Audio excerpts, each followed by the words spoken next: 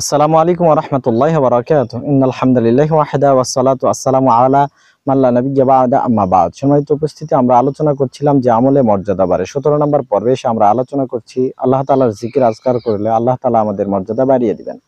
সম্মানিত উপস্থিতি, আমরা শুধু মনে করি জিকির আজকার মানে হচ্ছে তাসবিহ তাহলিল করা, তাসবিহ নিয়ে হাতে গণনা করা। বিষয়টা এমন নয়।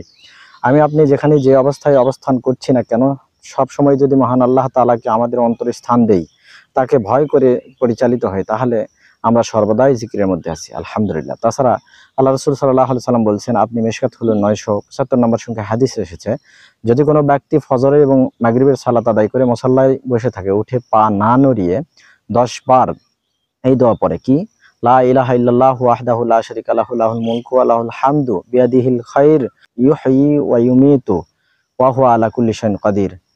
তিনি বলছেন, কুতিবা লাহু বিকুল্লি ওয়াহিদাতিন আশরু হাসানাতিন, তাহলে তার আমলনামায় প্রত্যেক বারের বিনিময়ে 10টি করে নেকি লিপিবদ্ধ করা হয়।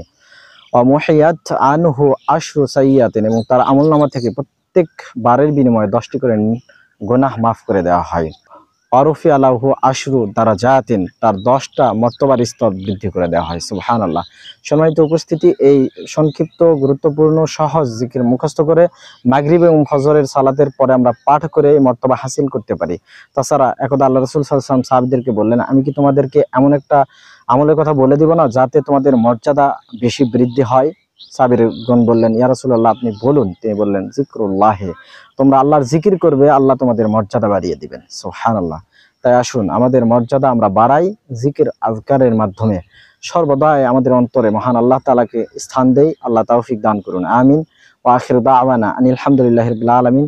আসসালামু আলাইকুম ওয়া রাহমাতুল্লাহি ওয়া বারাকাতুহু।